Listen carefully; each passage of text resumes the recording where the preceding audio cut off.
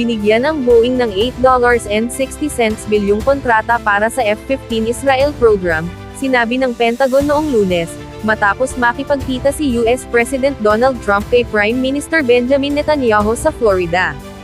Ang kontratang ito ay nagbibigay para sa disenyo, integrasyon, instrumentasyon, pagsubok, produksyon, at paghahatid ng 25 bagong F-15IA na sasakyang panghimpapawid para sa Israeli Air Force na may opsyon para sa karagdagang 25 F-15IA na sasakyang panghimpapawid, sabi ng Pentagon.